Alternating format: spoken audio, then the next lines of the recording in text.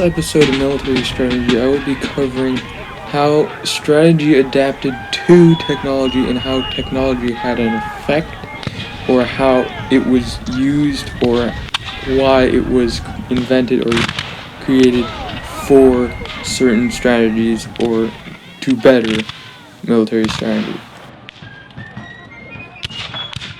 Oftentimes, a common change due to technology was the weapons that were used. Here is a Charvelet musket, often used by the French Napoleonic armies, of which later on rifling became popular, of which in this image a Springfield rifle musket is showed. Now, one major difference between earlier and later muskets was the barrel, and later muskets would become rifled. However, earlier were smoothbore and were far less accurate, and their course, shown in this picture, was less stable.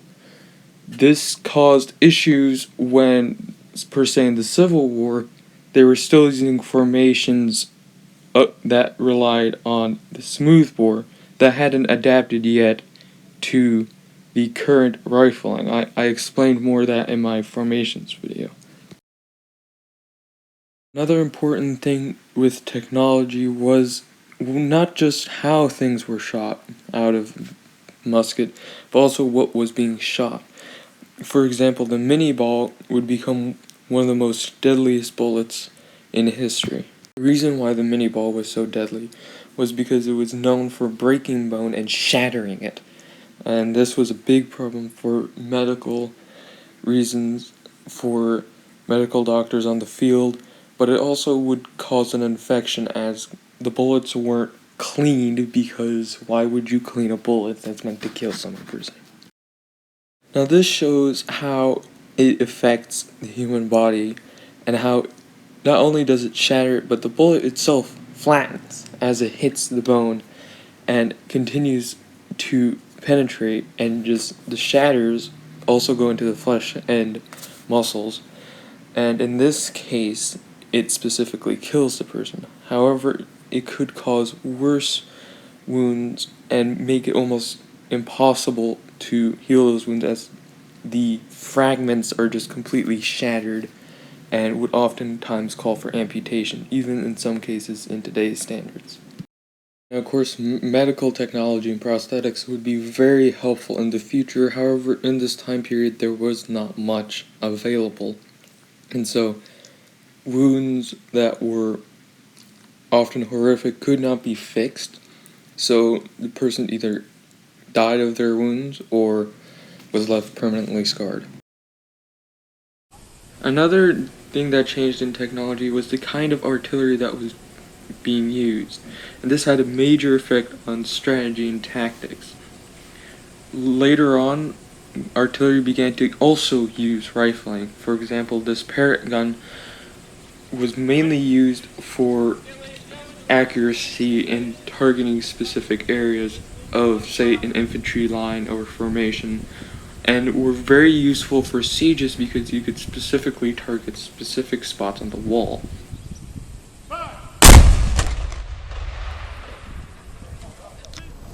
Now, smoothbore artillery was still used after the creation of rifling with artillery, and the reason for this is that it was a very good field artillery piece. While it might not be so great for sieges because you need to target specific spots usually, on the battlefield it was very useful, because on the battlefield in tight formations you don't always need accuracy. And the one advantage of these smoothbore artillery pieces, for example this 12-pound Napoleon, is that you could often bounce the cannonball off the ground if you angled your artillery piece. Now this did give it a bit extra range, but it also meant that while you could hit one line, you could also hit possibly a line behind it, and the artillery piece would continue. Or in some cases, you could also, if you couldn't hit over a ridge, you could hit the ridge and have the ball bounce over it, and you'd still have the possibility of hitting it. Whereas with rifled artillery, you more or less were aiming straight and the cannonball would still go straight. This also is the difference between using shells and using round cannonballs.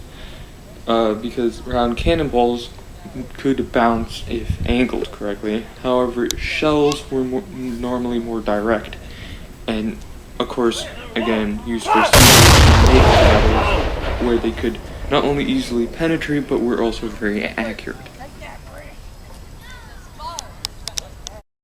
Now, an important thing to note with technology to strategy is that while it may give you the upper hand if you have better equipment and such, it never really is the definite winner of any war.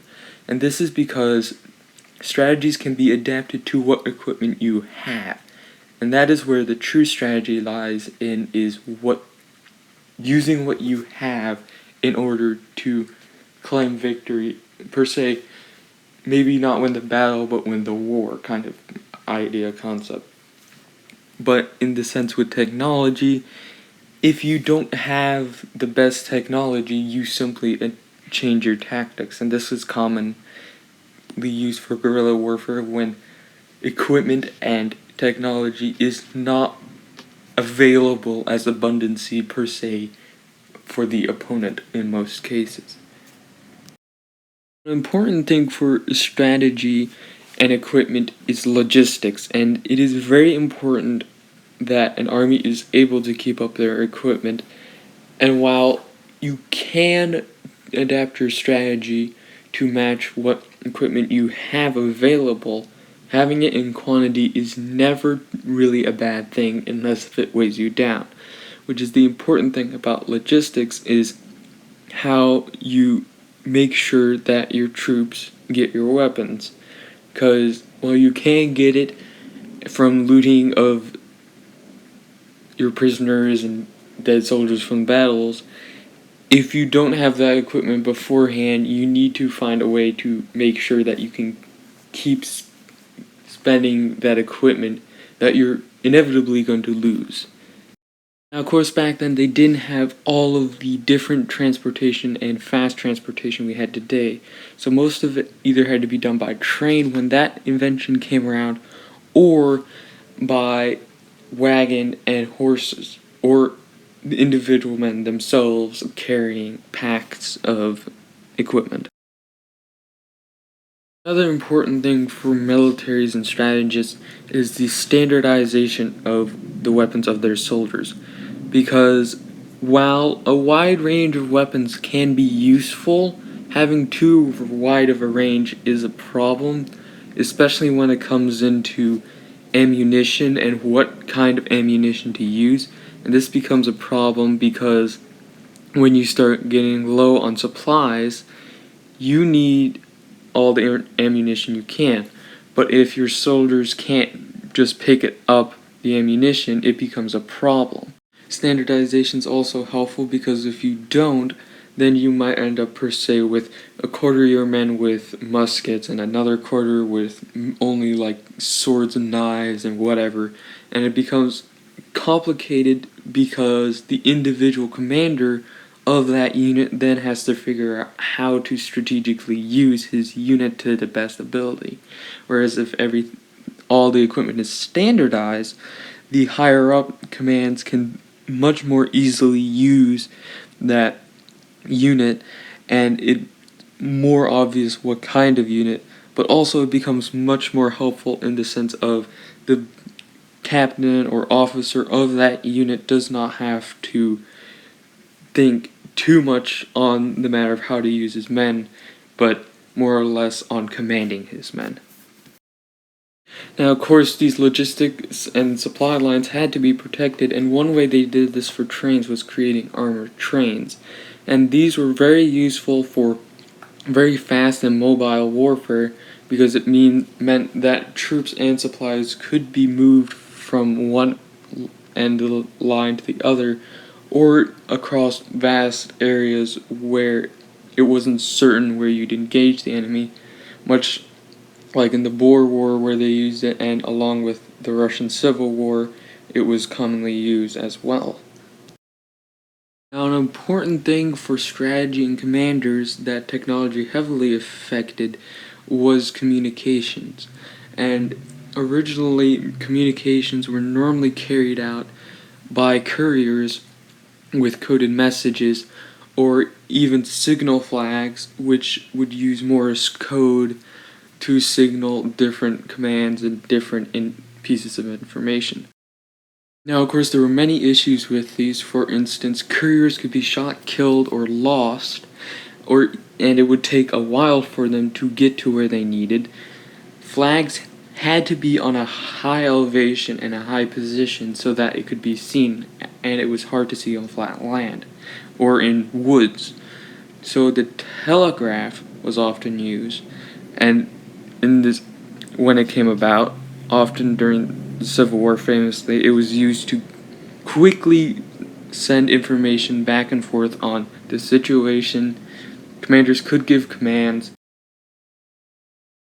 Now, they were also used for communicating what hot air balloons could see during the Civil War, and hot air balloons had been used as air reconnaissance. However, the major flaw was they were massive targets and very slow and could be easily taken out or even just the crew. Thank you for watching. If you liked what you saw, please like and subscribe, and if you didn't, please leave a comment saying what I could do to improve.